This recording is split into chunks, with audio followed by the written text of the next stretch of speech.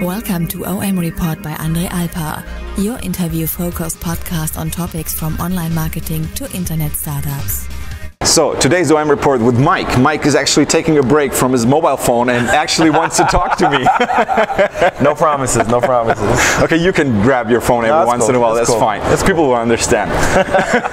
So Mike, can you please introduce yourself if people don't know you? Sure, my name is Michael King. I'm the Director of Inbound Marketing at iAcquire, at least today I am. And I'm at iPullRank on Twitter. I write for Moz, I speak at a ton of conferences. And so is that your main job, or do you still have time to do consulting? I do a lot of consulting. So you know, I lead the team that does our digital strategy work. So market research, content strategy, social media, and on-page SEO or technical SEO is what my team does. Right. So I oversee everything that they're doing, and you know, kind of act as like the boss of the consulting stuff. Right. So when did the transition from SEO, from link building to inbound marketing take place? In the US, it seems like a predominant topic that you can see everywhere. Sure. I mean, in the US, I think it's been, you know, growing pretty quickly over the last 2 years. For iAcquire, it kind of happened pretty abruptly with when I signed on. Really, like 2 months after I signed on, you know, when we were outed. So when they originally approached me, they were like, hey, you know, we're doing some things that aren't necessarily very white hat, but come on and help us clean it up, and you know, let's build this out.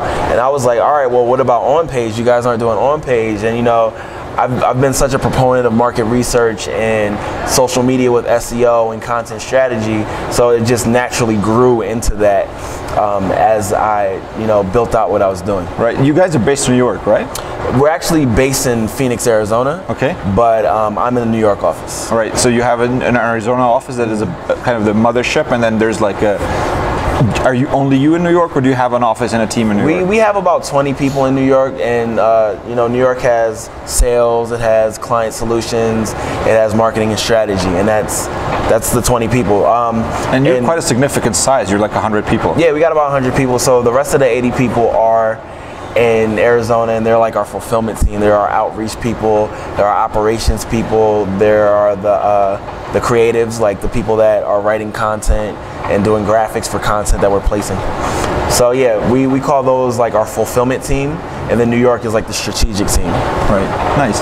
So how do you interpret when you do content strategy for somebody? Where do you start? How do you figure out what's gonna be working, what won't? Sure. So the first thing that I mean, you personally, you're a funny guy, but you know, being funny doesn't work for every company, right? Sure, you're an entertainer, but not everybody is. You can make people an entertainer when they're not, right? Absolutely, absolutely. I mean, first thing we do is we try to understand the business goals, and then try to understand the audience in that space. So we build those personas and figure out who those people are, what they're into, what needs are they trying to fulfill when they get to the client site, or with their search, or when they're in social.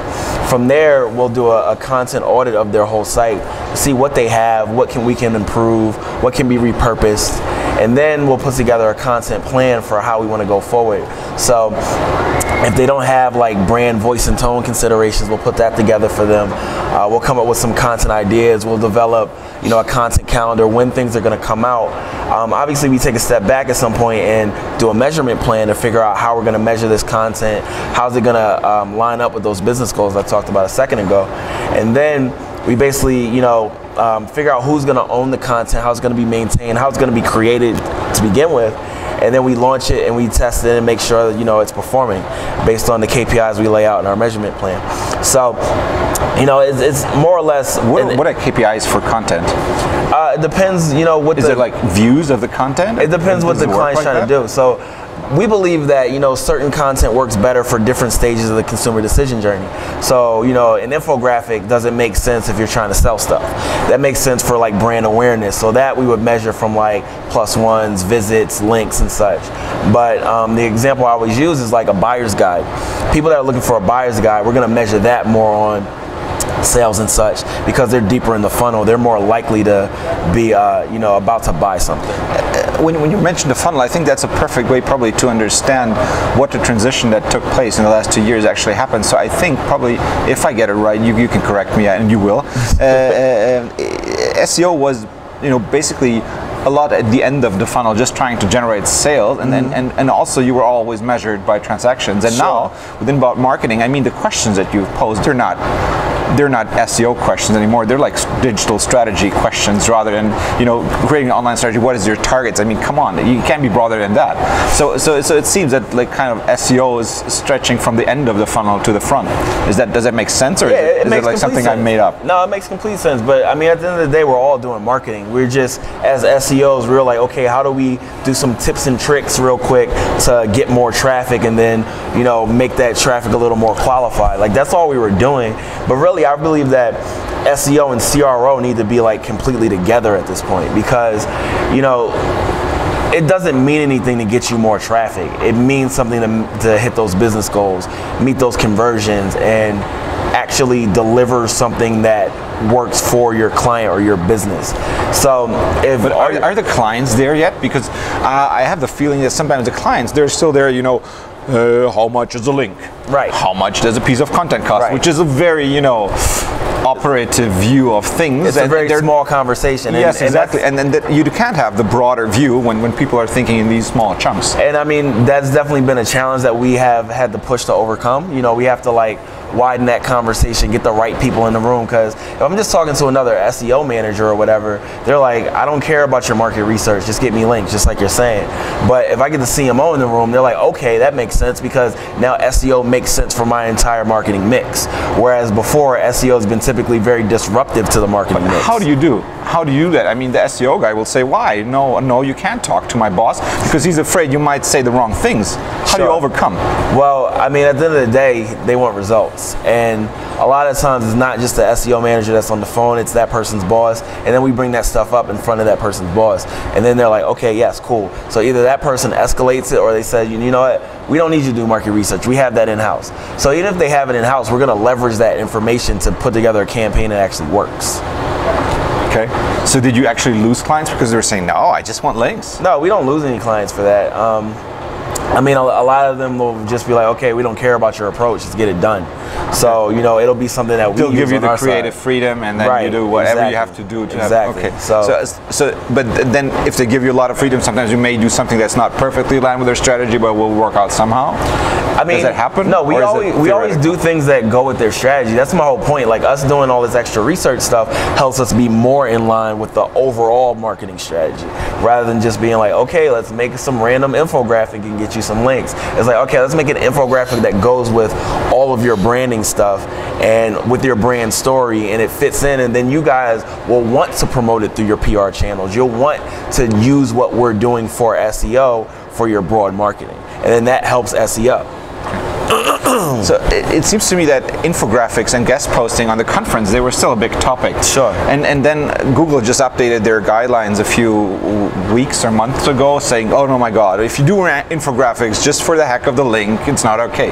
What do you and I think the same was for guest posting. And then, like, it's like I don't know, it's like a game, it seems to me, you know? Yeah, it's always going to be a cat and mouse game. You know, whatever the thing about SEOs is, like, we find a tactic that works with little effort, and then we run it into the ground. So right now there's like millions of guest posts going out as we're doing this interview, you know? So Google is always going to look to deter whatever's easy. And I don't know how I feel about the whole infographic thing. Like, what are they going to do? Like OCR scanning of every image on the web, and like... Actually, my cut said yesterday they could do it, but they just don't want to allocate the machines for it. Yeah, it's computationally expensive. It doesn't make sense.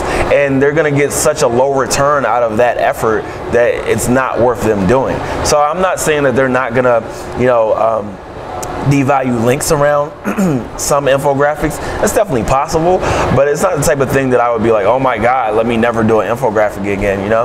And the same thing with guest posting. I can see how they could ultimately use authorship as a way to determine how, you know, to like validate a piece of content, but I don't see them devaluing so much of the web. Like, because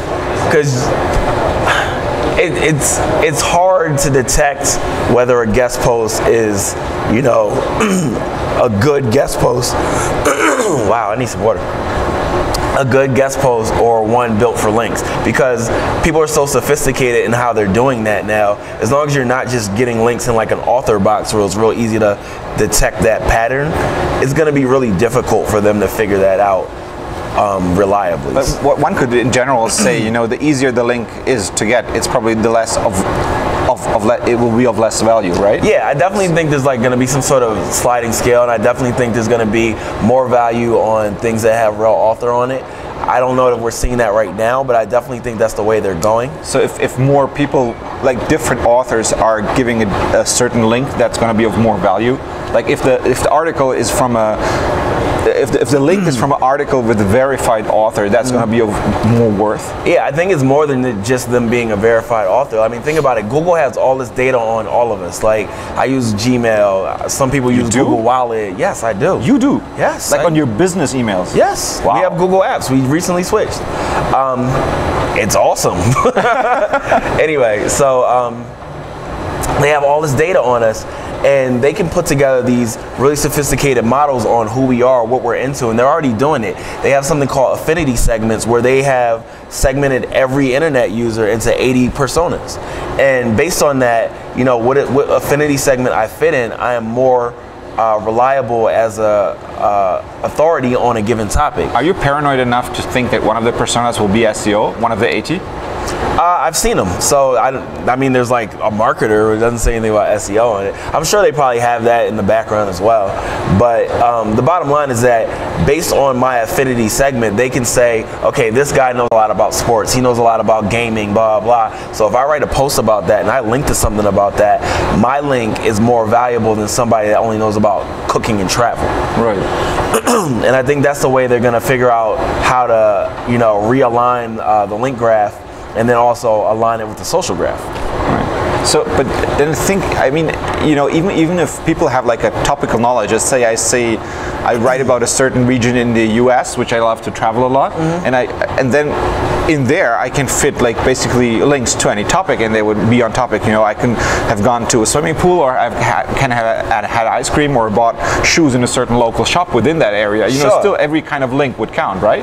Well, but here's the thing, then based on the data they have on you, they can figure out how relevant that is. So they can look at your Google Wallet, see what you bought, or look in your Gmail, see your receipts, and say, okay, this person is an authority on Nike sneakers. Or look at your plane tickets like they're doing with Google now. Oh yeah, he did go to Peru. So that way, with all this data that they have, they could potentially be using that for that purpose. They're definitely going to use it for advertising. Why wouldn't they use it for search? No, for advertising, that's the obvious part. But do you think it's, I mean, they would probably only go there to use it if it's really necessary to verify it. But if they don't feel manipulated at some point, then it's fine. Yeah, I mean, I'm sure it's computational resources that is taken away from other things, right? And it's not like they... But that's really valuable for them. Like, that's why I feel like they would do it that way. So think about, you know, recently they consolidated all their privacy policies. So all the data from, like, you know, Google Analytics can communicate with Gmail and all that. So there's no reason why there isn't somebody out of the thousands of people at Google that is sitting there like, hey, how can we model people and help this with search? Because at the end of the day, search quality is what keeps Google, you know, in business. Like, they have a bunch of different business units. They're all very profitable, or a lot of them are very profitable. But at the end of the day, search and search marketing and search advertising is like their biggest unit of it's like revenue. More than 90%. Right. So they need search quality to be awesome, so people keep using Google for search. So whatever it is that's going to help them be better than Bing, Bleco, all those things, and continue to deliver that quality, they're going to do it. Right. So probably you think, probably was SEO too cheap in the past, and it's getting more expensive now to do SEO? What do you think about that? I think we as SEOs don't charge enough for it. That I totally agree on. We should twice or three times as much. I mean, I'm sure you have. And when you look at the value added, yeah, that's what I was going to say. That's what I was going to say. Like, I'm sure you have, and I definitely have made, you know, companies millions of dollars, and I don't have $1 million. You know, same here. So, what part of the game is that? Like, I really think every SEO should double their prices. But as far as the cost, let me note that. Okay, got it. As far as the cost of doing it, yeah, because it's really the cost of making awesome content at this point. Like, if you can't invest in making something that's really remarkable that people want to link to, want to share, then yeah, it's really hard at this point. So probably I think that Penguin and Panda, they kind of they forced us to do marketing. That's what they did. That's exactly. They're taking SEO to the next level, but also to a more expensive level. And I think historically, like even smaller mom and pop shops were able to do a little bit of SEO because it was cheap and the tricks were possible. And now only the big companies who really spend marketing dollars in the other channels will also be able to do SEO only because SEO will become more expensive. Yeah, I mean, Google, because you have to do a lot more to get the results. You have to invest a lot more in content. Sure, I agree. Like back in the day, like any small brand could compete with Walmart in the SERPs. Like, exactly. It's not like that. Now that's gone. Yeah, but I mean, look at where Google's going. Like the other day, they started testing banner ads in the SERPs, like for branded SERPs. There's something on search engine for navigational searches, I think it was. Oh, it's branded searches. So somebody typed in like Southwest Airlines and they had this giant banner of Southwest Airlines at the top of the SERP. And I think, Google is going to continue to cater to brands. Like, Google brands have all the signals they're looking for, and brands are also the ones spending money on AdWords. Yeah, absolutely. So it's their clientele. It makes complete sense. All right. Thanks so much for the interview. No problem. OMReport and Andre Alpa would like to thank you for your attention. You can get more episodes on www.omreport.com.